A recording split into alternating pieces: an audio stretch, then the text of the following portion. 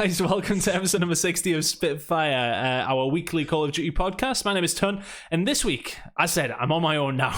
we're not delving into that scenario anymore. We're leaving it at that. But this week, I am joined by Shift, of course, Call of Duty caster himself. You've seen him doing the rounds over in America, of course.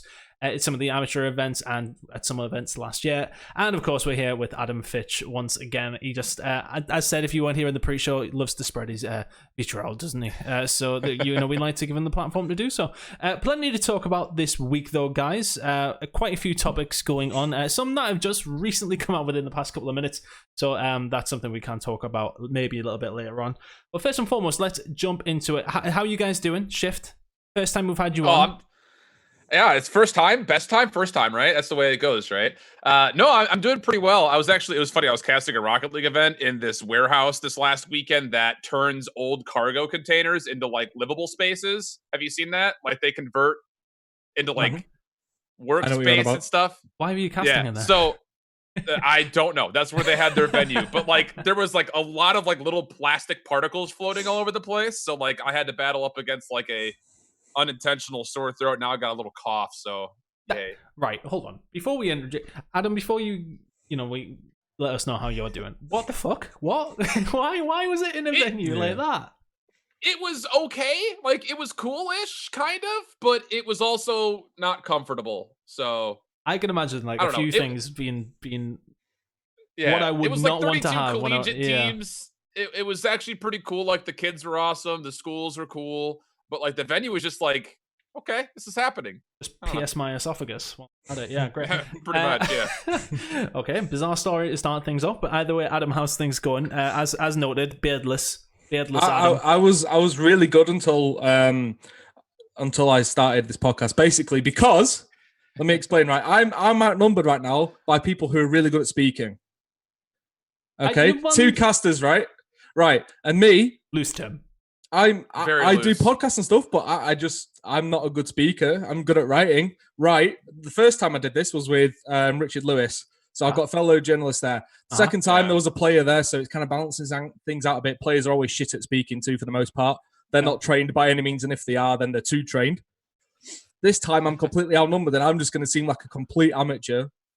And I'm at 50% of my total power because of the lack of hair on my face. So I feel a bit compromised, a bit betrayed, but I'll see how I go on throughout it. If there's enough negativity, I'll feed off of it and I'll feel great. You know what? I'm sure we can get there with it. I'm sure we can get there with the negativity. There's plenty to talk. Specifically the coronavirus topic. We'll talk. I think that's entirely positive. We're weeding out all the old people. It's amazing. Right. Yes. Okay. Well, maybe culling old people is positive for Adam, but maybe not for others. Let's talk about something that's got nothing to do with culling old people, unless you're talking about people who are being benched. Let's talk about the LA home series that came along this weekend. Of course, Dallas Empire getting their first win of this season, which is massive for them. A massive confidence boost going into the rest of the events. Hopefully, going into their home series, we're not quite sure if that one's actually going to happen. Let's talk about it, though. Now, Dallas were the ones that finished first. In second came Minnesota Rocket. Optic Gaming Los Angeles coming in third. Atlanta FaZe coming in joint third, fourth, actually, with Optic LA. Seattle Surge and Florida Mutineers going fifth. Sixth and seventh, eighth was LA Gorillas and New York Subliners. Let's start from the bottom. I'm not going to go through every single game because I think we'll be here forever. But let's talk about the subliners. They go to make a change. Happy comes in with what looks like a partial, just a momentary sub. It seems as if he will be filling in until they get Mac fully up on board, which seems to be the case with Zero being dropped. Shift, I don't think anyone was really expecting them to do very well with it. I mean... No. My whole thing, when CDL Intel was throwing around the rumors that like maybe Mac melt to New York, I was like, okay, if Mac plays... they have a chance to at least make some waves against the people in their group. But with Happy, I mean, let's be honest, he hasn't played seriously really since Black Ops 3? It's been a really long time for him. And yeah, and even then, that's the last time he finished like maybe above like top 24 in some of those events. My expectations were not super high. It's funny because like I had New York like sitting still in my bottom four, but like 8th, 9th in my power rankings. Even going into this weekend, figuring that, hey, if Mac plays, they'll still do well. If Happy plays, maybe they'll just make him play the OBJ and they'll still do okay. But It was scary, I think, for New York, generally speaking. Although I will say they did play Dallas pretty close. Both of their series were actually pretty close games, considering they're both against top 4 teams in the league right now. Yeah, I think it's always a tough one. Making a sub so early on before the event, a lot of people did question it. We had Zero on last week, and that was something that he was sort of asking, was like, well, they haven't really got much time to practice, but maybe sometimes you just need to remove the band-aid quickly, like tear it off quickly. Adam, I don't know if you have any thoughts on the thought of making the substitution early on. It's always one of those things that can... Well, I mean, if we've got the subsystem, it's good to see someone fucking about with it, First of all, just to see how it goes. If it worked out well, then they haven't lost a thing from it. So, and if it doesn't work out well, there wasn't expecting to anyway, so it's not really a loss there.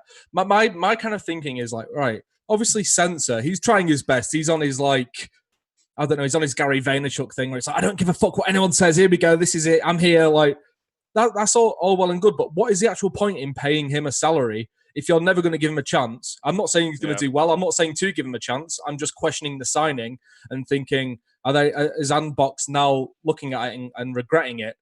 Because you're going to have to make another signing now. It's fucking ridiculous. We saw like Ferro playing for another team, I'm pretty sure, instead of Pristini. Where is there a sub on Florida? We've got Maniac, right? Content creator who doesn't create content again. I question those kind of choices. It's like, surely you should recognize the fact that a lot of the best players are at Atlanta and they're at Chicago, right? So you scoop up all the other promising talent that you can, like the guy that they're bringing in now.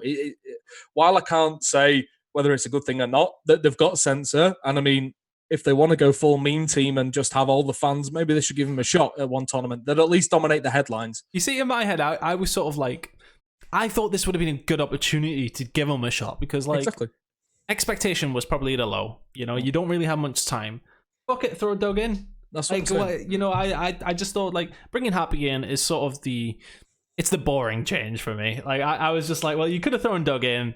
If he does shit, then people get the meme away, and it's hilarious. But at the same time, if he turns up, then everyone's like, fuck yeah, Doug, let's go. Let's keep it going. Let's see, you've been saying all this stuff about how you're going to be a champion once again, and if he turns up, play as well, then, maybe potentially something's going to happen for them. But it didn't go fantastic for New York, sort of where we did expect them to end up, specifically after the change coming in so soon. Let's talk about the other team at the bottom, the LA Gorillas. Now, they just themselves did make a change as well, and a big change, of course. 3 players? Yeah. There you go. And again, wasting money. Well, I mean, that was the thing, is that they used one of their subs. How many subs did they actually have? Well, they have Ricky down as a sub. He was never going to be used. I mean, it's again, how many times have we hopped on this show about how badly some of these orgs went with subs? Because, we're never going to use these subs. Look at our team. It's great. Well, fucking shit. Look at how it's turned out. I mean, Shift, I don't know what you thought of this team when it was formed. I mean, look, it has potential. They brought in 2 AMs who have done all right so far this year. I mean, yourself covering exclusively quite a lot of North American ARM scene. I mean, what were you thinking about this change? What were you thinking about Spartan? I was Vivid? super happy to see Spark get a chance. I think he has definitely showcased that he can play at that level, at least from the time that he had in Black Ops 4, kind of running through the challengers or the open bracket back then. And then the small times that I've had to see him when he was playing for Atlanta FaZe Academy, with like Sibilance and Journey and Gravity and those guys. I mean, he looked incredible. He was playing very, very well at the Atlanta homestand. So I was glad that he got a shot. The only thing that was bad about this move was the fact that it was made so short to getting to the homestand itself, to getting to LA. They just didn't have any time to practice, right? I mean, they still were able to capitalize off of OGLA choking not only the first hard point, but also the search and destroy as well. But then you kind of saw like where the gaping issues were when they played up against Seattle. I mean, they got absolutely smoked. Same thing in the domination. Like, I know as much as people don't like domination this year, it's starting to be like the proving grounds of like, is your team actually good? Because you have to be able to do everything that is core to, winning a search, winning a hard point. You have to be able to utilize those kind of ideas when it comes to domination, whether it's, coordinating with your other 5 players, or if it's obviously just being able to kill. And that wasn't the case at all for LAG this weekend. I still feel okay about this team moving forward, but it's going to be one of those things like, how are we using these substitutes? Is it like hey, Spart, go off and just frag. We'll play around you. Or are we trying to take the old mentality that was already there from LAG when they were already suffering and trying to force these younger players into trying to adapt what essentially looked like a broken system to begin with? So that's kind of my biggest question for this LAG team is how do you get everyone on the same page from here on out? It's going to be difficult, isn't it? And, this sort of further... I mean, we'll sort of tie in the sub conversation that we were potentially going to have with all of this anyway. They've got 3 weeks off now. Why didn't they just maybe have one more stab at it with this roster? Rather than go in there with, half prepared, team that hasn't scrimmed together very much. Why wouldn't you just wait until, this 3-week break that they now have? It suggests there was a big disagreement.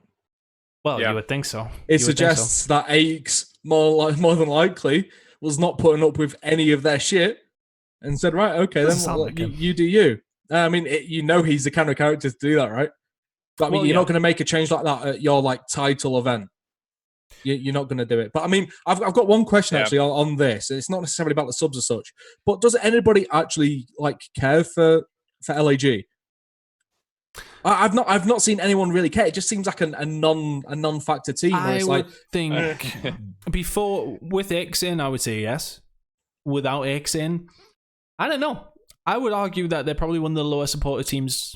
If not, probably. So with that, they need to make a decision, right? They need to go, right, we either want to make a name through content and branding and such, or we want to make a name through building a roster that's perhaps not known and it mainly comes from the AM scene, but has got a chance at actually winning shit. You're gonna get fans by either winning or by having a really good brand.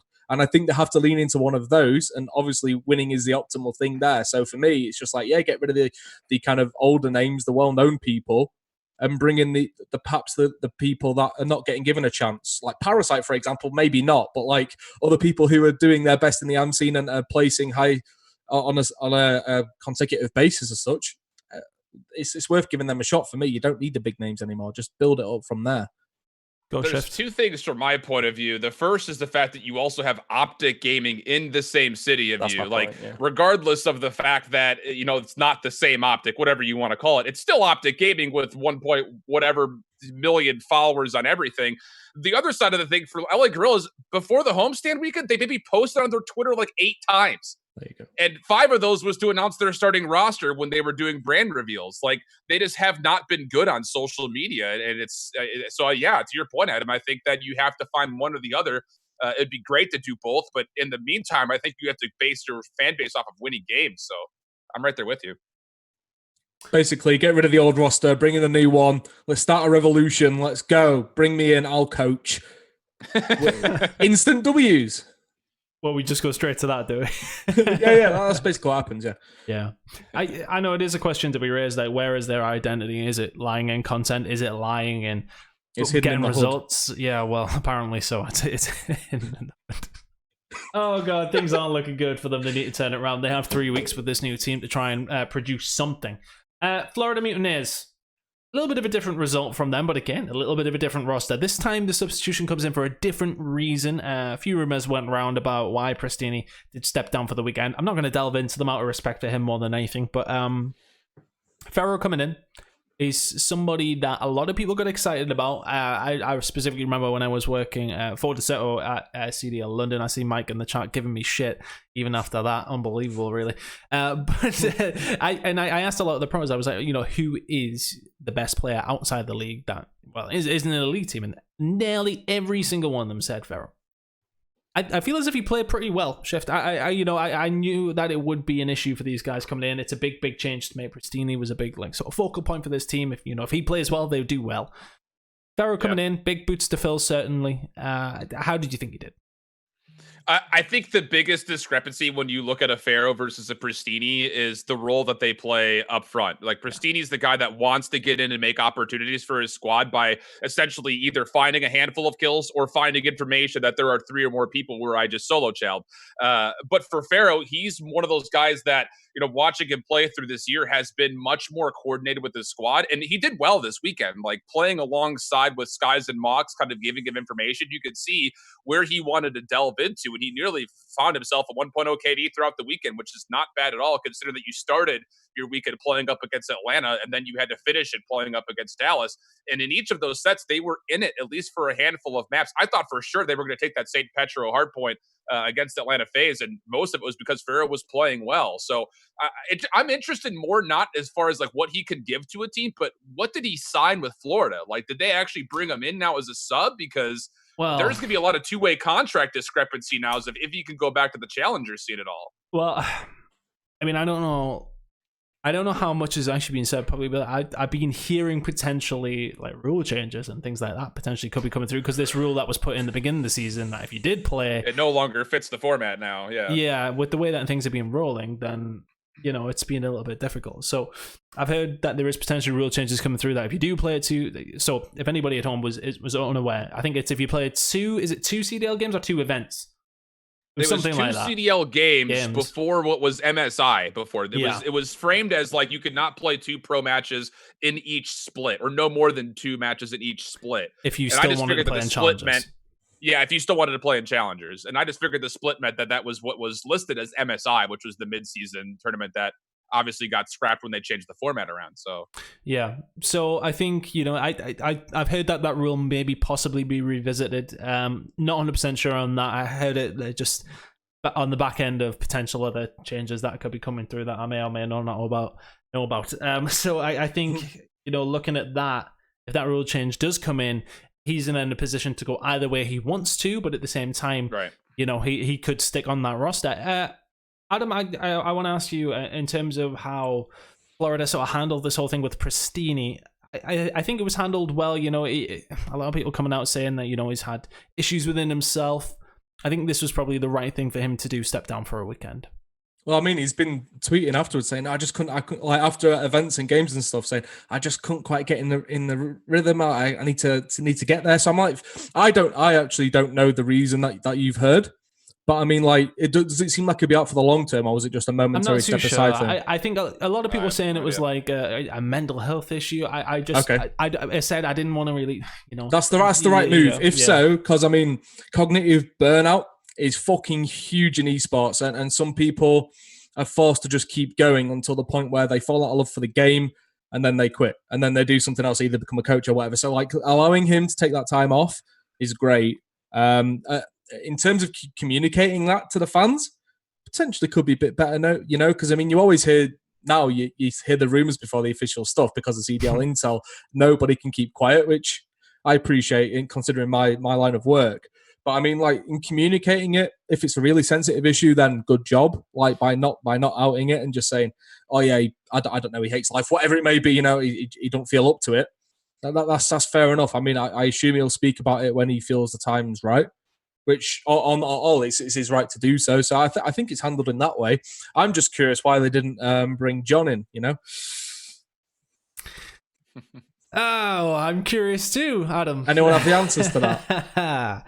I think some people do have the answers to that. Whether allowed to... Has anyone said it publicly? I don't know. I don't know if people are allowed to. I don't know. I am. Are you? I have no idea. Why wouldn't I be allowed? Well, no, I don't know. I don't know if people know that I don't know. Okay. I mean, no, man. No, I mean, it's one of those. If he's the number one prospect, sign him the fuck up while you can then, right? If everyone's making these changes. Not John. I'm on about Farrah, yeah. You're on about Farrah. All right. Yeah. If he's the number one prospect, like... as you said, people were saying, like, if you ask who the best unsigned player is, then grab him up. I don't even know if you can fucking sign John at the moment. So, yeah, for me, it's just like, hopefully Florida have got him, and then at the same time, they rip up Maniac's contract at the exact same time they were handing out Farrah's, basically, is what I want. Well, Farrah was a sub that would have made much more sense. Don't even create fucking content! Well, that's it. Everyone sees that point. Yeah, well, exactly. That was that. Everyone's seen that as the point of him being signed up. Yeah. Maniac, I don't know him personally, so I can't sit here and go, "Oh, nice lad." I'm sure he is, but at the same time, that you need to be making content for that team. You need to be doing something. Maybe he's trying. Maybe it's not his fault. We don't know. But at the same time, well, just do something anyway. Like so. Not long after, I think he released a video right when he signed Florida. This would be a quick one, and he in the video detailed that he wanted to go and play Halo, then realized he couldn't because he'd signed to Florida, or he was going to go sign with Huntsman or NRG or whatever. So he's completely fluffed it there. So I imagine he's just kind of stuck in some Floridian hell in Boca Raton or whatever, and he's just waiting until it's sorted. So he's for just me, in the keys somewhere. Exactly that, yeah. So for me, it's just like, yeah. I mean, you should sign Ferro while you can if you haven't already. 100%. But I just don't like the idea that they can just bring people in whenever they want. Yeah. I think it's a little bit strange with how it's worked. It's like, oh, we make our subs. Oh shit, we fucked up. Oh shit, we can just sign somebody else anyway. Shift, the final question on Florida before we move on. Do you feel as if Pristini's position could be under threat from Ferro? No. I don't think so. I think that if you're going to see someone under threat before Pristini, it'd be Frosty, simply because he has not played really well outside of domination this year. But I think, it was weird because in Atlanta, Pristini, I was like, bro, what are you challing right now? There were so many just bad decisions being made. And then all of a sudden on Sunday, he looked like a totally different player. So if he needs to take this break to come back and play like he did on that Sunday at Atlanta consistently, I don't think his position's under threat at all. I think if there is a person to be under threat for Florida, it'd be Frosty first, probably Mox second. But I think Mox and Skies are still trying to figure out the double AR. They've been trying to make that work, and the times where Mox has that second AR, they look really, really good. It's just trying to figure out how he wants to use an MP5 when he's forced to use it. So yeah, I don't think he's under threat at all. Yeah, a lot of ARs have been forced to use that MP5 at times this season. Let's move on to Seattle though. Another, I want to say a difficult weekend, but again with the sort of the GSL format, they seem to be playing. You are playing the same team twice potentially. They go up against Minnesota twice, they lose twice, and ultimately that's the end of their tournament. Now, if you look at it from that aspect, losing to Minnesota is no, it's not a bad thing. Minnesota are a great team. How did we judge Seattle's performance then? Because there was at times they look decent. They look like they may be potentially getting there. Octane is still fucking incredible, and yeah, he's nuts. I don't know. I don't know what to think about this team. They need to start doing something soon. There needs to be the switch needs to be flipped, so to speak, at some point, because it's getting to the point now where, especially, some of these events start getting to the point where there is potentially events being cancelled. Don't know how they're going to handle it, but maybe if there's less points on offer, etc., that's something to think of if you're Seattle. You're getting to a point now where you need some big performances. Well, I will say quickly. Go ahead, Adam. Just very quickly. Even if they do shit right, they're not going to get fined. They're not going to get relegated. For me, I don't know how much they care. It's another LAG scenario where no real identity. Of course, you've got Octane playing more. Like, is it time for Karma to pack it up? People will hate me saying that, but is it time? For example, there's plenty of questions around it, but I don't think there's too much urgency on it unless they're really, really wanting to win. But how many people on that team do you think at this moment are dying for a championship compared to, say, Atlanta or Huntsman to prove themselves with Scump and Formal, for example? Well, exactly. There's a breadth of experience in their shift and this team. Yeah. And I don't know, is it a case? Yeah, a lot. Exactly. Is it a case of them having to make another change? We obviously did see Enable get himself dropped, and at times, we've seen Panda look pretty decent. He actually had a pretty decent event from what I've seen as well. I will apologize to say that I didn't see every single game with it being LA time, but from what I've seen, he had a pretty solid event. So I don't know on CL. Do we give them more time? Do we give them more time? They got 3 weeks, possibly more. I think you give them more time. It's always a good sign, though, when it's not just Octane playing well, but Apathy's playing this well this early. How many years have we ridden the storyline of Apathy only plays well in the last third of a game cycle? The fact that he's playing this well right now is very positive for Seattle. And I think that Pander could be that spark to get them moving in the right direction. The good news for Seattle is you took 2 search and destroys. That's 2 times better than what you had in the last 2 weeks that you played. So that's good news. The other side of things is, I think, can you diversify your map pool? If I remember back, they played just nothing but Gunrunner. Whenever I see them play in the respawn, it's like always because Gunrunner. It's the best map. They do well there. True. But the fact that they barely played any, I don't know if they actually played any Gunrunner this last week. Again, playing LAG in the state that they're at is kind of whatever. And to play Minnesota closely on maps that are not Gunrunner is not, bad. It just comes down to what do you do to get over that hurdle of just sitting between like the number 6, number 8 slot and try to jump into that top 5. It's going to take a lot of work.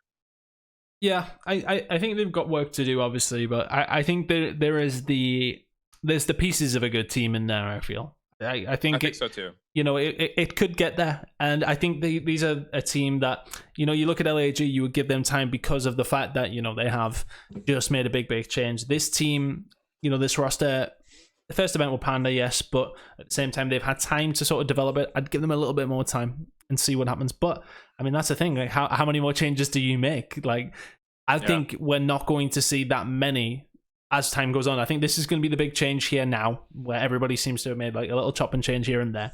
Whereas, you know, we're getting to the point now where you're going to have to start really winning points and taking these risks. So it's going to become riskier and riskier to make these changes, because as you get approached towards the end of the season and you start getting to the point of where you can't make the cutoff for the playoffs at the end of the season or whatever, not 100% sure how it's working, you need to be making sure you're picking up points. And this is the point now where things need to start clicking for them. And I think they're nearly there.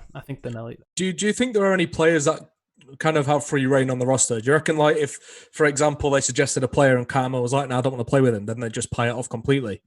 Or like Octane, for example, like obviously an absolute god of a man. If he says, no, I don't want XYZ, that, like the people behind it are just like, yeah, okay, then that's fine. We'll stick with how we are. I think so. That could be a problem. Yeah, I think they've got a good management team behind them as well, as far as I'm aware. No comment. No comment. What, would you disagree? No comment. I personally think that some of the management team that I know that they have there know what they're talking about for the most part. I don't know if you know that there's somebody on there that doesn't. No, of course not.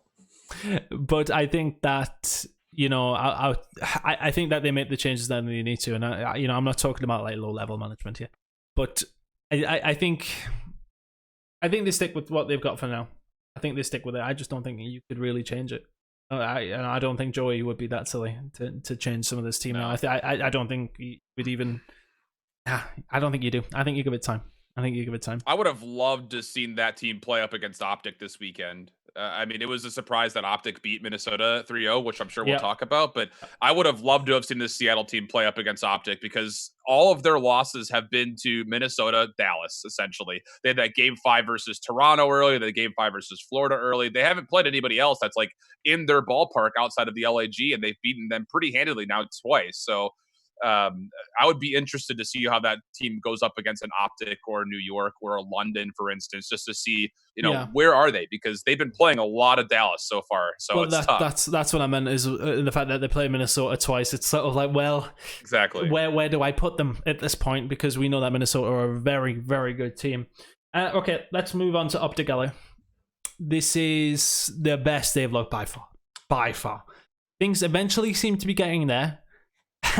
I think a lot of people sort of knew it would start to happen. I say that opening up against LAG and just winning 3-2, I thought, well, same old shit. We'd expect them to beat them anyway. But then from there, it was like, well, upwards trajectory. Here we fucking go.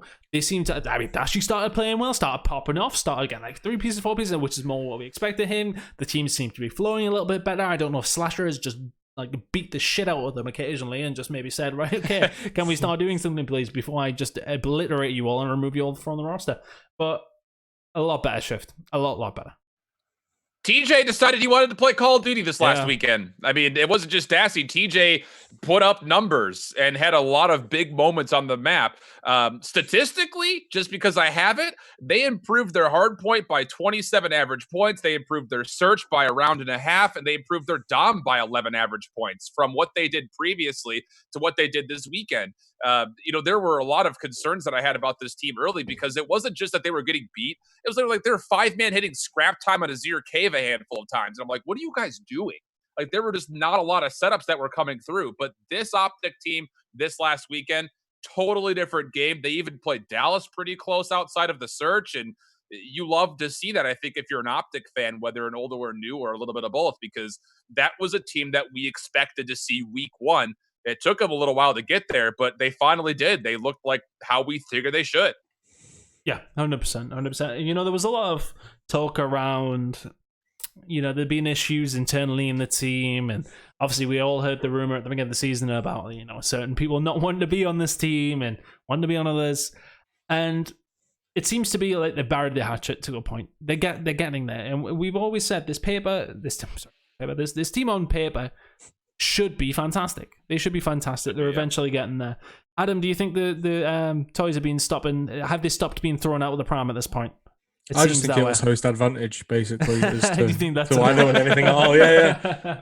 100%, man. No, I mean, eventually you've got to kind of settle down and think, right, okay, if you look, as you say, on paper, pretty solid roster. Why the fuck aren't we performing? There's role changes and such. And I mean, at a certain point, as I say, you've got to think, well, we should be a top 4 team. So, like, what the fuck is actually going on? Is instead of just going, oh, I really don't want to play with them. I wanted to go over to Chicago. Oh, I'm stuck on this. It's like, yeah, but you've still got a great opportunity. You're still getting paid fucking shit tons of money. You've got great infrastructure. You've got fucking Mudog behind you, an absolute legend of a man. Tall as fuck, but a legend. And it's just like, at a certain point, you just got to count your blessings and go, right, okay, let's see what we can fucking do if we actually try and we stop crying about shit. You know what I mean? It's just like, it's like your career is too short to really give a shit. And I think maybe JCap could provide some like good perspective on that. Like he's nearing the end of his career. Like he's been going for a while. Charlotte, well, I assume he is anyway. I would be if I was JCap, is what I'm going to say on that. So like you've got a nice mix of your young and your old on there. And I mean, like hopefully the older or like the more veterans of the team have kind of stepped in and kind of added some much needed perspective and you know what I mean? Like imagine being able to recapture like the level of play that TJ and Dashi had. Like that would be incredible. So I mean, if they're showing signs of life at this event and they can keep it going, then I mean that will spur them on even more anyway. Especially the other players thinking, okay, we've got these back. I'll do my best and try and get back to my best ever form as well. I mean, so they should be, right, Shift? I mean, let's talk about the result against Minnesota, because I think that was the surprising one, wasn't it? You know, them going in, them beating LAG wasn't out of the question. But when they 3-0 Minnesota, because I think that one was pretty late game. I woke up in the morning and seen they 3-0 them. I was like, fuck, what in the shit? Yeah. Like, I mean, Minnesota for me up there with some of the best teams in the game. Everybody knows that, and the fact that they 3-0'd them was one of these things that I mean, it caught me off guard. I'm sure it caught a lot of people off guard as well. Yeah, for me, I looked at that map set first and foremost because I also missed that game initially. I did not understand that map set whatsoever from Minnesota. To play Azir Cave, and then you played, what was the Search and Destroy? Ramaza Search and Destroy, I think it was. I just did not understand that. The Petro Dom is also one of those that's like, okay, well, that's kind of a 50-50 toss-up. But I was mind blown that Minnesota went to, I believe they had first pick. So the fact that they started off with the Azir Cave against that team was a little bit puzzling for me. But beyond that, yeah, it was a shell shock, flat out. The fact that Optic Gaming not only looked as good as they did, but they did it against a caliber of opponent in Minnesota was extremely surprising, to say the least. Yeah, very, very surprising. And I mean, do you think this is them on the upwards trajectory now, or do you think it's just maybe one good result against Minnesota? I don't know. I don't want to just say it's that. Do you think this is the start of it? I hope that there's some consistency. I mean, I think a lot of people do as well, because I think a lot of people see the potential of the team. Mm-hmm. Yeah, no, I think this is definitely, I won't know if I'll say an upward trajectory more than kind of like you guys said, where it's like Slasher said, all right, stop messing around. Let's play the way we know how to play. And then this is what they could potentially do. Now, like, to be fair, like there were still moments in that Optic series versus Dallas. I'm like, these guys are still not a top team yet. That they still have a long way to go to get to a top 5 position. But at the moment, if they keep playing the way they do, just by the sheer fact that TJ and Dashi are slaying like they do, and now Slash is playing on the role that he should have been playing from day one, they will sit as at least a top 7 team, I would think, throughout the rest of the season. You would think so. All right, let's start to rattle through these. I see Adam really wants to talk about coronavirus. I can feel it. Yeah, well, I'm starting to think I've got it. I've got a bit of the sniffs coming on. Oh God, I was like, please don't give it to me. And I was like, this is the internet. Stranger things have happened, mate. Yeah, very true. Atlanta FaZe, biggest surprise for me over the weekend, I would say. You know, finishing top 3-4. I think everyone sort of had them as being unbeatable, but we've seen them bleed already. We've seen them be pushed by Minnesota already. The fact that they then went on to lose against Minnesota, were you that surprised, Shift? Were you that surprised? No. I mean, I to a point was, but at the same time, we know it could have happened, and it did. The most surprising thing from the Atlanta series this week, going back to the grand finals of the Atlanta series, the first time was the fact that their Piccadilly search didn't get any better. But beyond that, Minnesota has figured out how to play up against these guys on hardpoint. They can go 50-50 with them on search, but you can see that Minnesota is still completely lost of how to play this Atlanta team when it comes to domination. So I think, simply put, Minnesota just did a better job of maneuvering around the map set when they had choices, they put them on relatively uncomfortable picks, playing them on Ramaza, great. Playing them as Azir Cave, I would say fortunate that you got that restart because they would have been down 100 points or so if they didn't get the restart. So fortunate that you had that. You could change your opening break setup. But beyond that, there is still a pretty clear discrepancy. So the only real surprise factor for me was the fact that Minnesota was able to take both hard points off of this Atlanta team. Yeah, that is a surprise. Game number 4 was the second hard point specifically was very, very close. So, but what you said is right. You know, that break that starts at the beginning. Maybe you're a little bit fortunate if you're Minnesota in that scenario. I think, you know, when that sort of thing happens where you have a good start, but then you have to restart because of a technical issue. It's one of those things where it's like really can't play on your mind. And the fact that you then go on to lose that game by 3 points. Yeah.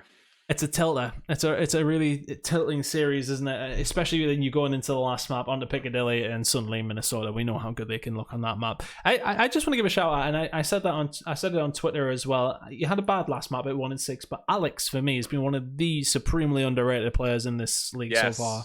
Wow, has he been? And there was immediately, definitely some British bias in here. But at the same time, I just think that every time I watch him, he plays well. Every single time. He's always doing something for his team. The SMGs on this team just seem to work really well together, I think. Him and Asim. Yeah, him and Asim are looking great.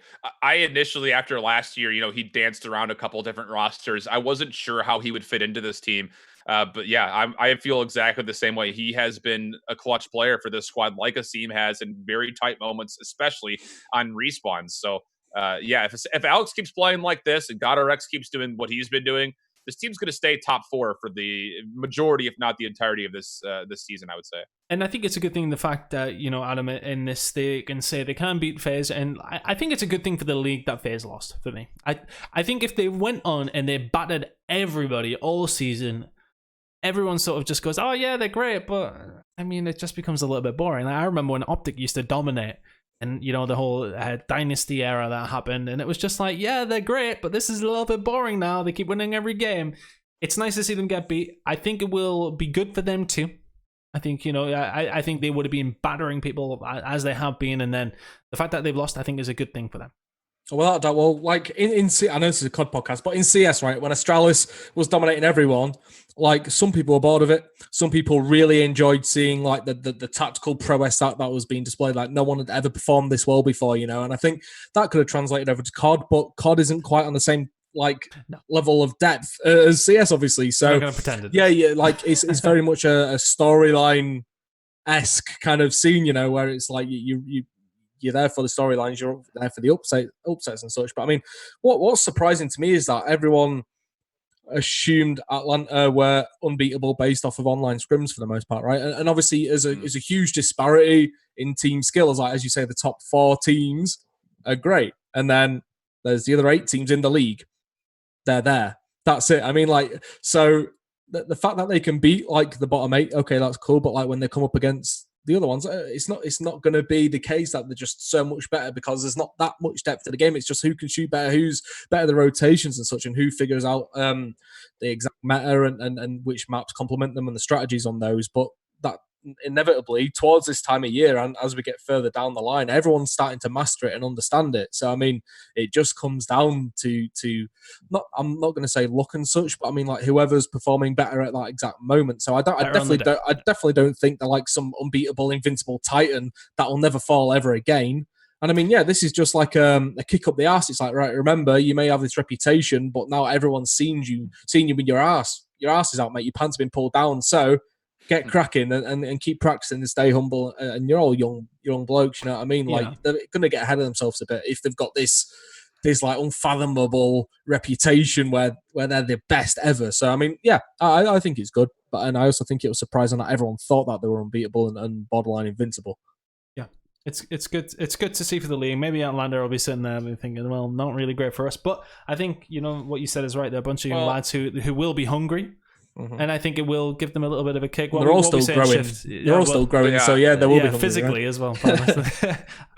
they're also still by far the most dominant team in the league. Like out of their 7 map losses, most of them have come to one team. They still, on average, beat teams in hardpoint by almost 50 points.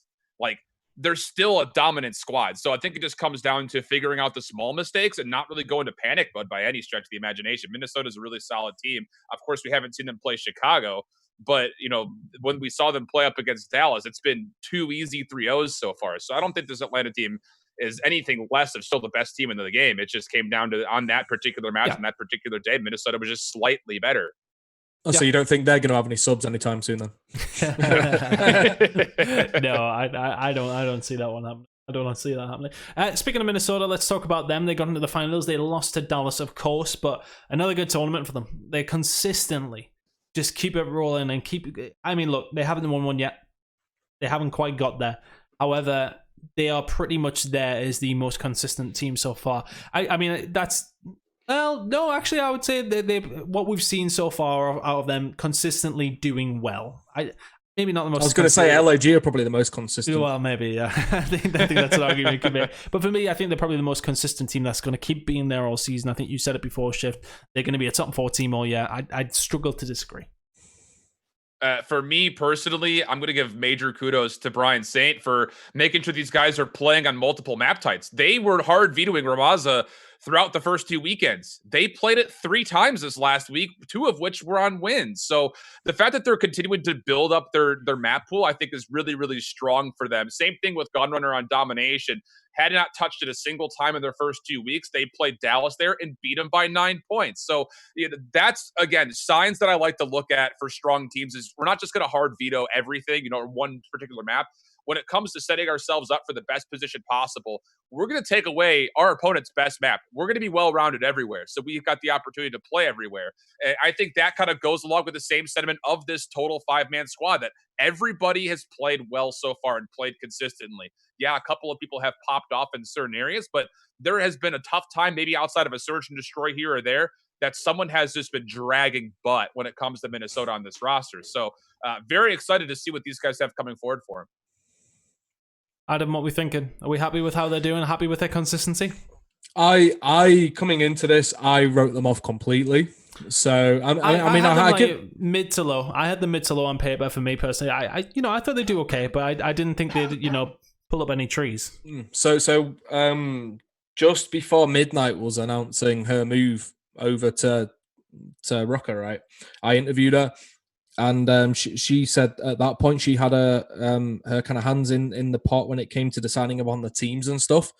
And then at that point I was slightly worried because she's good on the content creation side, but is she really abreast of the esports stuff? I don't know. I'm not saying she is or isn't, but I was skeptical then. But as you say with Brian, seemingly done a really good job. So yeah, I completely wrote them off, to be completely honest with you, just because I'm a hype guy. Like I'm gonna hype up like the optics because look at the roster there, and I'm gonna hype up the Huntsman. Look at the roster there and FaZe as well. I'm very much that. I kind of think the big names are big names for a reason. So it's cool to see people who necessarily aren't the biggest names in the league kind of making a name for themselves that way as almost an underdog. Definitely an underdog for me, and I assume I'm not alone in that. Because I'm a pioneer of thought and everybody follows what I think. So yeah, overall, I think it's good. They should keep it moving. Don't try and change too much. Just only try and change things for the better. Don't go into panic mode if you have a bad event at the next one, which will probably be in 3 years' time when coronavirus finally gone and there's only 10 people left on the earth or something. But you know what? Yeah, I still probably won't get hired. Holy shit! I think let's just keep it moving and keep proving people wrong. I mean, I don't think Vaynerchuk's got anything to do with it, but I'm sure he's fucking loving it having a team that this high up, Mm-hmm. Yeah, they're looking very, very good. But I'm curious just to move on to Dallas already. First event win. How many people said it? Shotzi, he's not pulling his weight. Well, shit. What was it? The highest KD in the end on that team? And I know it's not all about KD, but at the same time, I mean, I'll be honest.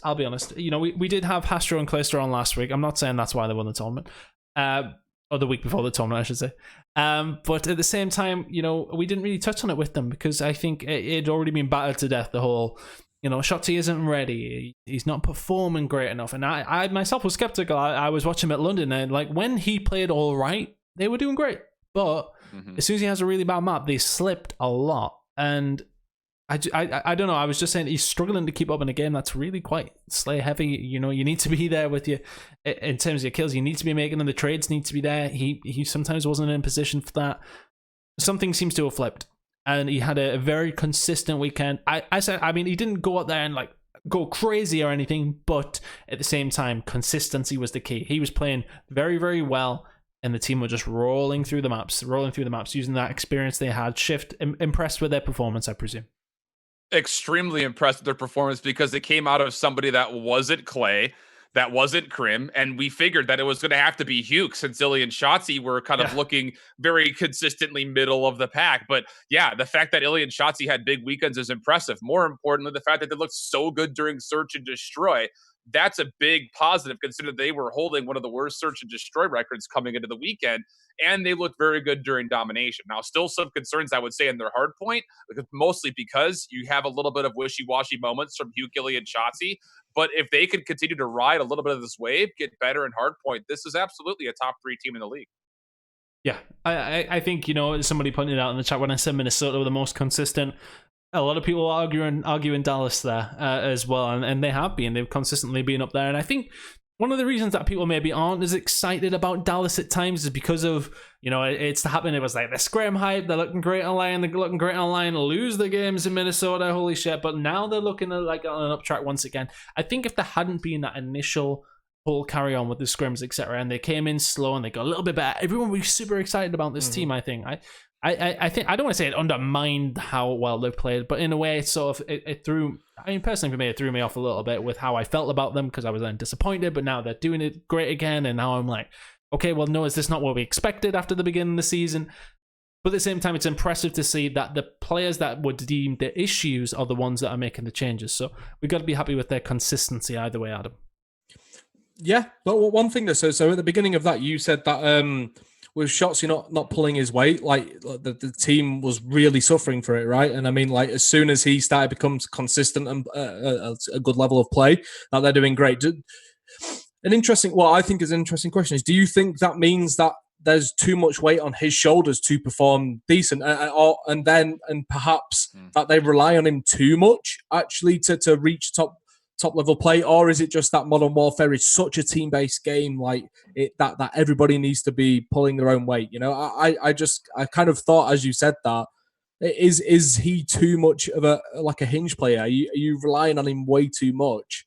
And say if he doesn't quite perform well in the next event, or like drops a little bit, and Dallas drop off again, do you just say like, right, everyone else necessarily isn't pulling their weight? Because I imagine if someone on Huntsman had like a 10% less game, like a level of game, like if form was going off, or if Scump's gonna go off, like it's not gonna fucking matter. But with Dallas, even if you got Clay and Krim going huge, for example, like but Shotzi isn't, and you're gonna blame it on that, or they're gonna blame it on that. Is that a problem there that needs to be looked at?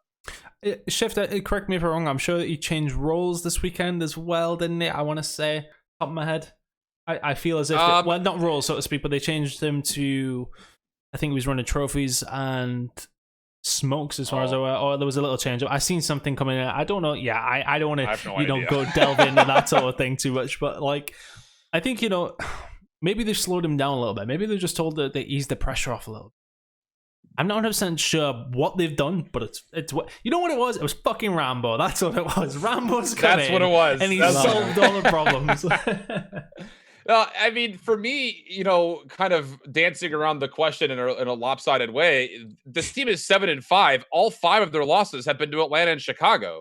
Mm-hmm. So, I mean, like when you look across the board, they're beating everybody that they should be beating. And when I think you go back to your initial question, Adam, when it comes to looking at Hugh, Gilly, and Shotzi, no matter who you talk about in those 3, if you're looking at them to shoulder the weight, it's in the ability to match up versus an Envoy or up a Vaselium or an Abizi or a Simp.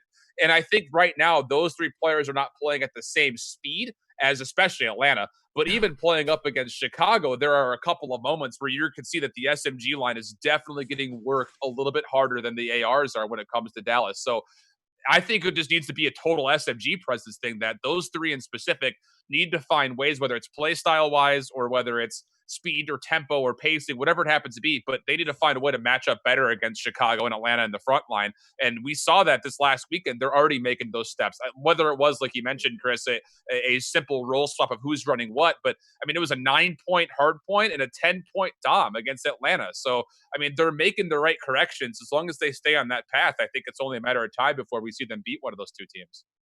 They're getting there. They're very much getting there, and I think they've been very, very happy with the win. I think that's going to maybe elevate some of that pressure off them as well. I do think, you know, we didn't get to talk about it too much last week. There was quite a lot going on. The Rambo Ray change coming in as well, coming in as a coach, massive for them. I think, you know, especially with those young players on there, to have somebody with that experience. You've not only got Clay and Krim there now, you've also got the man with the brains above you, who with so much experience. I've known Rambo for a long time, and I mean, I remember like when I was a lot younger and when I was casting an event, and he would literally call me out on some stupid shit I would say, and he would call me out on Twitter, and I was like, this motherfucker, I can't even argue against him. But yeah, I mean, look, he knows what he needs to do. He knows what this team needs to do. It's just, I think, the best pickup they possibly could have made. So good on them for making that. Well, I seen it coming when he said he was leaving Treyarch, and that was the point where I thought, yeah, well, okay, this could be something Call of Duty wise. But either way, big result for Dallas. We'll move on from LA. I think we maybe see Dallas now continuously being up there. I mean, they were anyway, but could they now? I think, as you said, the next challenge is beat Atlanta, beat Chicago, and then when they do that, I think they'll be happy. Just a quickie on Dallas, very quickly. There's I have on very good authority.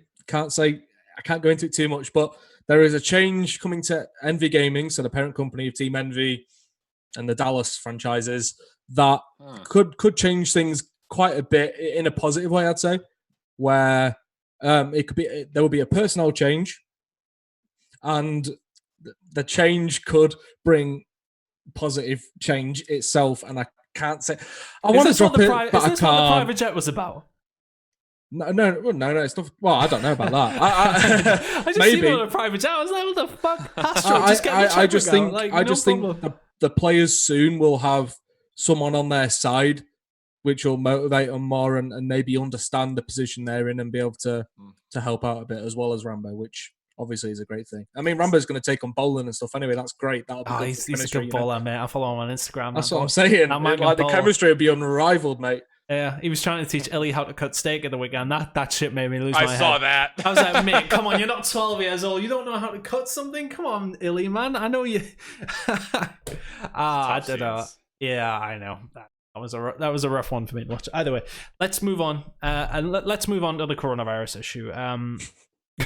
For anybody that hasn't seen it yet, fucking hell, wake up if you haven't seen coronavirus. Yeah, well, no, you should have seen coronavirus by this point. But it was just the Overwatch League just before we went live, about 10 minutes beforehand, announcing that they have indeed cancelling all Overwatch League homestand events in April across the world due to their statement. I'll read it out for anybody not watching or not seen it. The health and safety of employees, fans, players, teams, and partners is paramount to Activision Blizzard Esports. We are continuing to closely monitor coronavirus, city-level recommendations and mandates, and all guidelines set forth by the Centers for Disease Control and Prevention. After careful review and working in close collaboration with our teams, we are cancelling all Overwatch League events scheduled for March and April. For more specific, currently we're working hand with the teams to see what all matches played when it's safe and logistically feasible, staying as close to our originally planned schedule as possible. We are considering the various options available, so it looks like online is potentially an option for them. For anybody who's unaware, of course, Activision Blizzard on Call of Duty. I'm just putting it together for anybody who doesn't know. Obviously, they do own Call of Duty as well. The CDL is bound to be affected. That's what we're going to talk about. Adam, how many fucking events do they cancel and when do they announce it at this point? That's where I'm at. Yeah. First off, I thought there'd be an orchestrated push, right?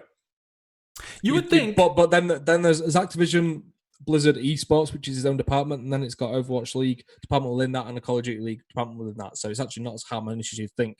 So for me, it's just like it's a matter of time. It's going to happen after because, this. Yeah. I mean, I think esports is actually doing a really good job. Obviously, it's negative. People are going to lose fucking millions, but it's a positive in that we're getting ahead of the problem before it's like esports is blaming itself for perpetuating the virus that's going on. You know, so I mean, I think this move for Overwatch League specifically probably takes like a year off its lifespan.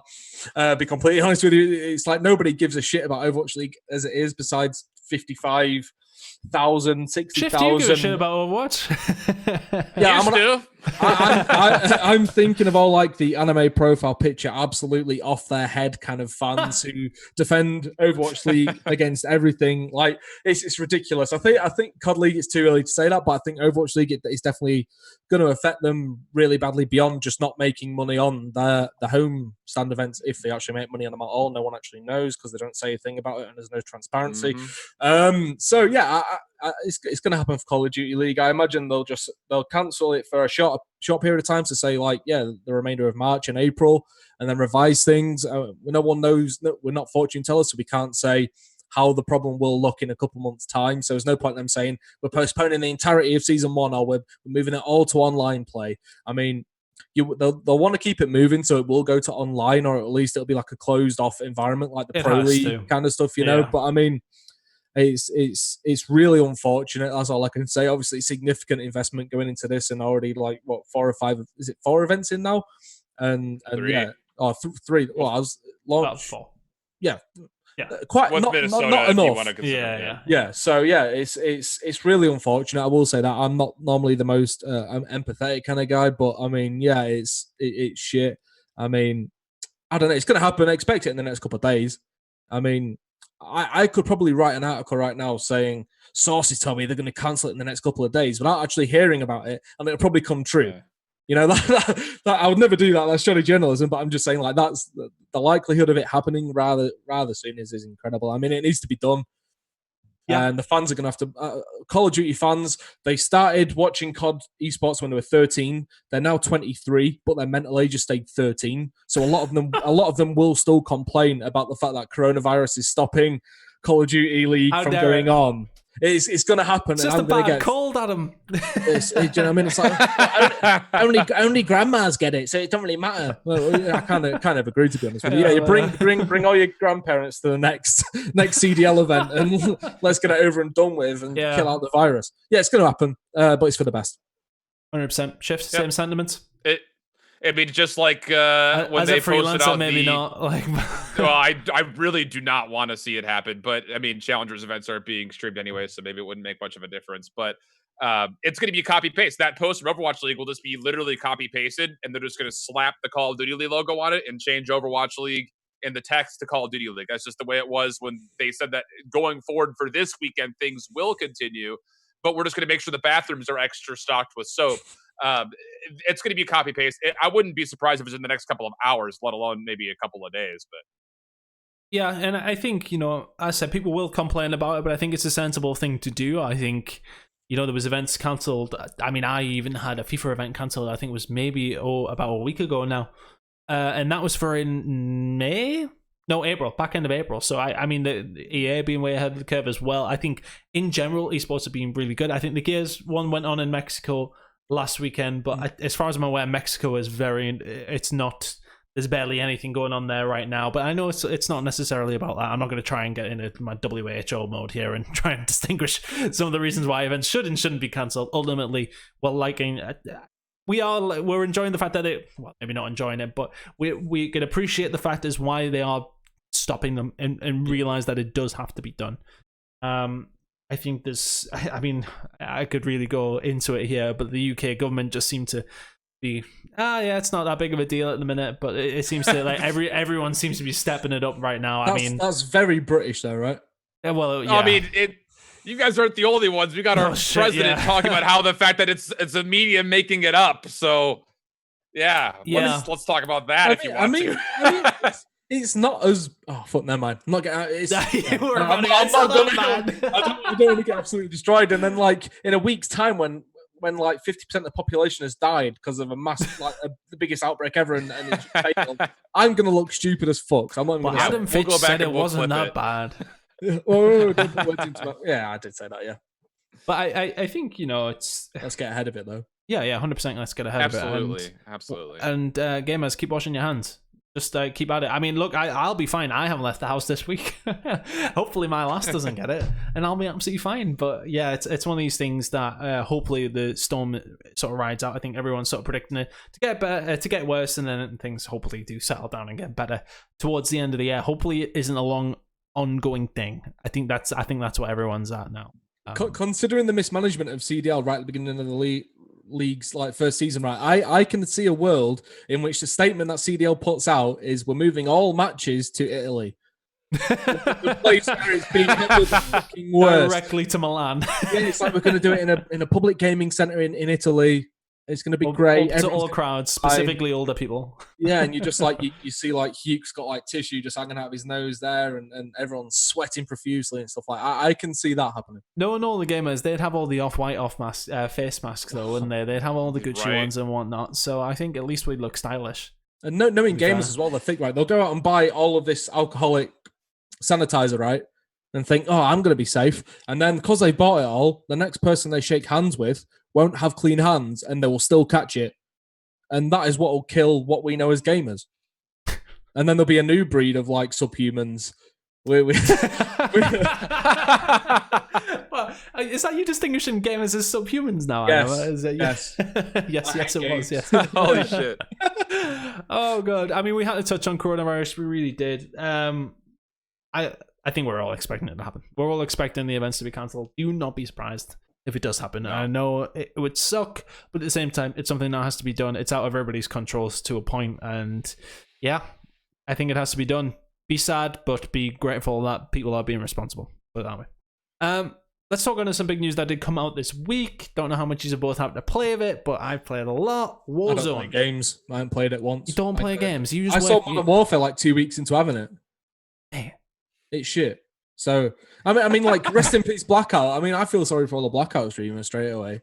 Oh, we'll spend months playing a game we don't actually really like just because we're one of the only people streaming it and get good viewership, just for it to die out to a thing where it's 150 people as Gulag. Mate, the Gulag, right? Okay, we'll get to it. We'll get to it. I like Gulag actually. Of course you do. I'm going to clip that out of context. Share that. I want to get you cancelled. What is Gulag mean? Oh, never mind. Google it in your own time, mate. Christ. Okay, so Warzone has been released. Of course, the Modern Warfare BR comes out eventually. I think I was sitting there refreshing whether the update was coming or not on PlayStation. I was in pain waiting for it to actually come. I think Marky B's in the chat, and he eventually got on as well. I seen his consistent battle with his with his internet company to try and get a hold of the update. For some reason, didn't come out. But either way, it is out.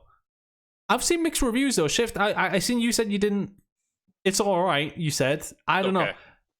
Is that what's your issue with it then? Because I want to sort of discuss it a little bit more and see where our problems lie with it. Fixes we'd like to see. It is early. Mm-hmm. For me, it lacks like, and I might be just completely not on congruency with you guys at all on this, but I'll stand on my little platform for now. I don't know if it knows what it wants to be. Like, it has elements of every battle royale that's out there. It's got the 3-man squads like Apex. It's got the rarity weapons like Fortnite. You've got the ability to buy stuff like Radical Heights, which lasted a comical 3 weeks. But then it also feels like Call of Duty. Like, it kind of feels like you're in Ground War. I personally think with a couple of changes, it would be perfectly fine. Custom loadouts should not be one drop that everybody can get. It should be yours Very for limited. you. And it should definitely not include things like Overkill. Like, I don't know. Is anyone not running Overkill Sniper AR right now for their loadout? No, I maybe try and run Ghost late, just because I know people like to pop UAVs later on, etc. But I mean, that's sure. I just think, even though Mark's coming in the chat, as of course people who are watching on YouTube won't see that, but he's saying Marky B saying buildings are too massive in so many rooms, too much hiding. On Black Ops 4, you could grab a full squad of 4 and kill them if they were rubbish. He's not wrong. Feels like PUBG. I sort of, when we were discussing it at the beginning of the year, that we sort of knew it was going to happen. We knew a BR was eventually going to come out. Everyone sort of said it's not going to be like Blackout, because Blackout was super quick and the time to kill was pretty high. And this game is not like that. It's a lot more serious. It's one of those where I mean, I said it myself yesterday. This is missing a grapple because of people sitting at the top of buildings, and it's hard to get them out of there. It does have its issues, but I think at the core of it, I'm all right with it so far. I have enjoyed playing it. I think maybe just because I was bored of playing CDL playlist. But I don't know. I think it has potential, but I think that, the comparisons towards PUBG are fair and not great also, because I don't want to see it be compared to PUBG and go in the direction PUBG has gone in. It's not going to be a competitive battle royale. It is like the arcade. It's the arcade version of PUBG. It has moments of realism, but everybody can play in with what they want to play in with. It just feels like Ground War turned into BR is really what it feels like to me. Yeah, Adam, have you seen much of it? I'm conflicted, right? Because the rollout is great, and in terms of accessibility, it's great. So free to play and such, and all that stuff. Yeah. Like that's great. But I feel like battle royales are kind of past their expiry date unless they're already pre-existing ones. I mean, like the hype around like everyone has to release one and everyone's going to jump on it. It's just not. It's not the case anymore. I mean, like of course PUBG still got good player base. The viewership is not it's good in India and Southeast Asia, but that's about it. I mean, like I feel like every kind of region and every kind of gamer almost has kind of got their set BR that fits their needs. And if you're saying what you're saying is correct, with it being like an amalgam of all of them, then it's going to have a complete identity crisis, and either everyone will flock to it or nobody will, and it'll die out very quickly. It's free to play. It's cross-platform. It's going to stay alive, I think, for that reason alone. I'm just wondering, like, is IW looking at this as, will this spur more people to buy the actual game? I can't think that that's going to be the case. I don't know how the battle pass works in between like the isolated. I just downloaded the BR versus having the full copy. So I can't speak to that, but yeah, I think it'll stay alive. It'll do fine when it comes to numbers. I don't think you'll have trouble finding lobbies like you did with PC Blackout. Like 3 months into it, you were waiting up to 10 minutes to find lobbies. It felt like, but yeah, I think it'll exist and it'll do all right. I also think it's actually putting people off with how big the file size is for the download. I saw a lot of people just say, "Oh, fuck this, it's not worth it." Like straight away, like 60% of my hard drive is taken up by COD stuff now, and I'm just trying it out. I'm not even that much of a COD fan, Like, I mean, there's some hurdles and stuff that I need to get over, but I mean, like, if you've got a fucking huge map, which it seems to be, I watched Nadeshot play it for about 10 minutes yesterday, and he couldn't get into a game, so I was bored. So I haven't seen too much of it. They fixed that. They fixed that already, thankfully. Okay, yeah. Well, that's some good response time. Let's hope they keep it up, because Fortnite's created this syndrome where everyone expects an update every single fucking week or like instantly after a change is found, and that's partially why Apex Legends didn't stay on top for as long as it did, because it wasn't being as regular with the updates and stuff. So there's going to be a lot of expectancy here on this game staying fresh, new dynamic, like a dynamic map, or changing the map every so often, or changing the guns that are available. There's going to be a lot of work, and it's basically maintaining another game. And I mean, is this going to just be a Modern Warfare thing? Is it going to die off when it comes to October? Or is it a complete standalone title which will stand the test of time? Because I mean, they had zombies, and they could have released a standalone zombies thing and have that going for fucking ever, but they can't be asked to do it. They prefer to make money each year that way. But as BRs are only going to last so long, in my opinion. I just can't see the hype staying there. So this might be the last time they can do it. So they should try and stick it out for the long run and keep it going as long as possible. Well, that's it, isn't it? I think it's a case of do they choose to use this as a project that they're going to continuously update, or is it just sort of release it, let it do what it's going to do, releasing it for free, what do they expect, sort of thing, or do they have to follow the Fortnite mold of updating it every 5 minutes? Right. It's one of these things where they're going to have to get an idea of what they want to do with it. Guys, can we get questions in the chat as well? We are going to move on to them very, very shortly. Adam, I feel like there was something you wanted to talk about there before, and I've sort of been readying myself for it. I don't know if I'm. Oh, what I said right at the beginning about addressing fans. I think you did want to say something. Okay, yeah. Basically, right, coming from a journalistic standpoint, whenever you write anything about Call of Duty, it gets shit viewership, right? The one time I've had a change of that is when I wrote my opinion piece on the CDL, only because it got shared by some key people and it was interesting to people outside of Call of Duty, right? But when you're writing content specifically for Call of Duty fans, the support is almost non-existent. right? I mean, you've seen CS and League, like the content creators are heralded. They love them and they're huge personalities. But in Call of Duty, no one's kind of stepped in and filled that, but it's really hard to when you haven't got a supportive community there. So say, for example, if a writer who's a decent writer, decent enough name in the Call of Duty scene, who's a decent writer, goes to a huge publication. This is all hypothetical, of course, right? Goes to a huge mainstream publication, say in the next week or two, and then decides to cover Call of Duty stuff. That should be supported, right? If it's good content. If not, then this big publication will stop commissioning said work, and you won't see it anymore. And eventually, you just get to the point where no journalist ever wants to do anything with Call of Duty because it's just a waste of time. I could spend my time doing something else. So, in a hypothetical world, of course, I'm not speaking from a place of experience here or anything that is coming up. No chance at all. Just support people. Like, obviously, the podcasts, people are supporting those. It's kind of fragmented right now because there are quite a few of them. Like streaming, it does quite good. It's not too bad there. The league could have more support, but I just say support community figures. I think it's really important to have exactly that's a community to support everybody within it if they're bringing something to the table. Is all I'd say. Like Rab, for example, he needs more support. Like he's been on a fucking roll. Of subs. No, he needs a lot more support. Like if someone who did what he has done in a game such as League or CS, like they'd be 50 times the size he is. Like I'm not saying he's small as a figure or anything. He's a great guy and such, and he's got ample support, but he deserves more. So I'd just say if we start seeing Call of Duty League content popping up more, so we've got ESPN doing it, but if we see other publications who are not necessarily endemic to esports doing it, then support would go a long way and could help to keep journalism in Call of Duty like afloat, and you'll likely see more of it as a result of that. That's all I wanted to say on that. I think we seen a discussion through the week, and maybe even last week actually. A lot of COD content not making it on the Reddit. Shift, you've been on the rough end of that stick. Yeah. Go on. I don't know. I do content in very particular ways. Like I stick to my core regimen of things that I like to do: power rankings, predictions. I do a couple of things with Draft Buff now for the fantasy stuff, and I try to do top plays. But a lot of my attention, as obviously like you, is more geared towards doing things in the casting world, the shoutcasting world. So I don't have the time nor the energy to really go through and put out a video every single day. At least not at the production level that I like to hold. But yeah, the Reddit is the Reddit, but I think, as much as you want to say like, well, the competitive Reddit should be posting more relevant competitive content, I think on the other side of the coin, it just goes to show that the people that are watching are really only interested in a certain level of the competitive environment. The three of us are looking at Call of Duty League in a very different way than your average Joe that maybe just found out about it this year, or maybe has just been kind of casually following a couple of teams or maybe a couple of players over the last handful of years.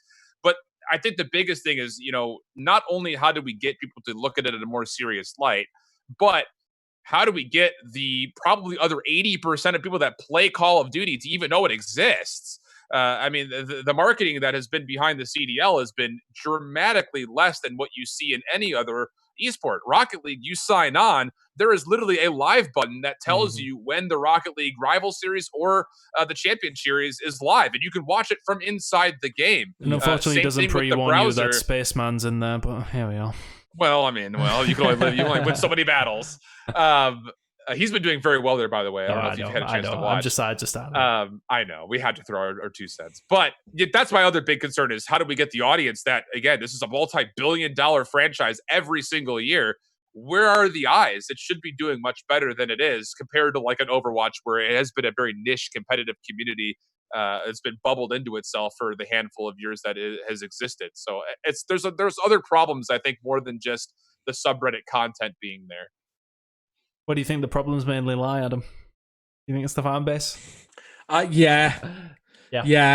I said earlier, but and I really like this though, so I'm going to say it again just to piss them off twice as much. Right? They started watching COD when they were 13. Like me, I was playing COD when they were 13. 10 years later, we're here now. They're like 23, 24, but they still are juvenile thinkers. I don't know what it is, but just the conversations around COD, if you go in the COD Reddit, it's just absolute bollocks, man. It's just I don't know if it's like green wall syndrome, where it's just like if you're an Optic fan, then you kind of been brainwashed and you don't know how to think independently and actually critically. I don't know. No one will ever say shit about the COD fans because they're so passionate and shit. But it's like, yeah, but they're only passionate about the players, and that's literally it. But there's so many other people part of the ecosystem and part of the scene, and there could be a lot more if they were more welcoming. I imagine there's quite a lot of people that have never bothered actually saying something because of the Optic fans back in like a year ago or 2 years ago when it was at its height. It's just I think more support needs to be thrown at COD esports in general, and that includes every part of it that deserves it, in my opinion. And in terms of getting more eyes on shit, by the way, that's completely down to CDL and Activision Blizzard. And I mean, we can supplement that, but I mean, like that's their own problem. Right? They need to convert the player base into viewers, or else they're not going to succeed. So that'll be their number one thing now. Going back to the previous point, just quickly, but yeah, I think it's mainly the fan base, and I just hope this league takes off. Genuinely, I hope it becomes huge and there's a lot of new viewers and a lot of new fans, and from there we can kind of rebuild, like kind of Thanos, just snap them out with coronavirus. Right, we'll come back stronger and a better community, and people will create content if it's supported. Like ESPN right now is putting in a lot of money to cover COD. If it's getting no viewership, I mean, it's partially down to the content they're creating and whether it's unique and compelling or not. That's a different story altogether.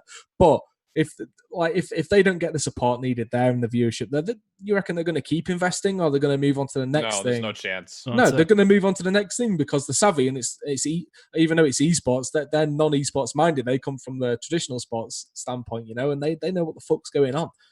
So yeah, I'd say the fan base. Ideally, I would change them a little bit. I like them because they're passionate, without a doubt, and I am part of that fan base. Of course, I've been playing COD, except for this COD, since 2008. For 12 years now, all I want is to see it succeed, and that involves the competition and the content and the figures within it. We need people like that, and the support is what's going to get them there. I will say though, being at Minnesota, they are doing the 100% right things that an individual team could do to build a local fan base. I know that Gary V hired in the Vikings aesthetic team, the in-stadium aesthetic team, to help out with the Arsenal, and it looked great. There were a lot of interactive moments. They had a drum line there. They had the Timberwolves break dancers were there. They had a bunch of these little blurbs in between that you guys probably didn't see through the YouTube, but there were a lot of really cool interactive things that were happening on commercials. It felt like you were in a stadium environment. Plus, they're doing a really good job of making sure they're following up and hosting really cool watch parties by the looks of it too. Yeah. There's no other team that's doing that right now. So kudos to Midnight and all the other people out there in Minnesota trying to make that all happen, because it's definitely something that could be done by the other 11 teams that I don't feel like really is at the moment. I agree. I think that's a good way to close it out. I think that's a good place to close it out. Maybe, COD fans need to do a little bit more to support everybody else. I blame Adam solely for this one, just attacking all 25 viewers. Of my viewers. I'm attacking your viewers right now. Oh, mate, there's not many of them tonight. Champions League's been on, so subsequently, that's what I'm going to blame it on personally. But, I think we haven't had any questions come in, so we'll just skip on from that. Of course. Anything else from yourselves? Shift, have you got any other topic we can go on to just hurt all of my fans in the chat? Support T2, support challengers, push for content, push for streams, get on people, see what you can do to try to help these guys. If there's rebroadcasts out there, it doesn't matter if you just knew what the result was. Go see who's making waves. Try to be educated in the challenger scene, because that's the next ecosystem to make sure the CDL stays consistent outside of content. There we go. Spoken like a true positive shining light of the ARM community that he is. Adam, anything else from you? Yeah, I've got a really important message actually. Oh, go on. On a serious level. Right. Anyone giving you shit has been banned. For what has transpired without knowing both sides is stupid. And obviously Tunn is a nice guy, right? What you see in public is what you get behind the scenes. So you don't know what I've said about you otherwise. I don't give a fuck, mate. But I know you wouldn't. That's the thing. I can tell. I wouldn't. But genuinely, I'm personally glad to see you keep this going. I know you. It's probably bittersweet for you because obviously you'd prefer it to have gone a different way and such, right? And making moolah off of it with a sponsor as well, But I mean, at the end of the day, I personally, to you, I'd say keep it going, man. You've got someone good going. You are. They can't get rid of me that easily.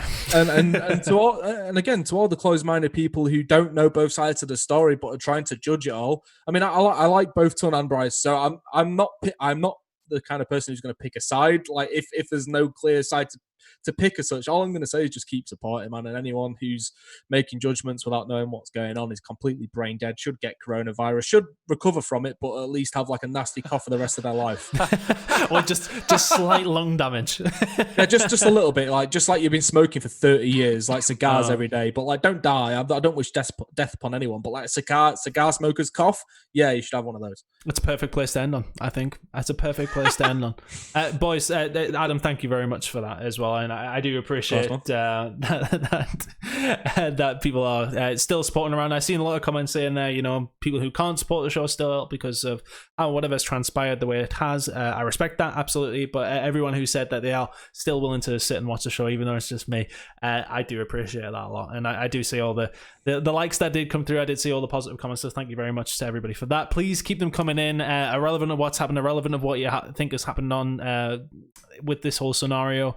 Please keep it coming in. I'm very willing to engage with everybody. If anyone wants, like honest answers, you ain't gonna get them. Unfortunately, I think come to me and I'll give them. Yeah, maybe Adam will give them, but I think we'll try and be as transparent as we can with everybody. That this show is going to keep going and keep it rolling, and hopefully you guys stick around for it. But guys, thank you very much for joining me. I enjoyed that one. That was a very good episode. I think fun. Covered everything that we needed to cover. Hopefully coronavirus doesn't wipe us out before the next one, but that's 60 episodes of Spitfire now, and I think I'd be foolish to stop doing it. Fairness, I think there's been or too you end many. at like 69 and just drop the mic there. Yeah, and just to be like, oh yeah, on that number specifically, we need to get at least to 100. Really.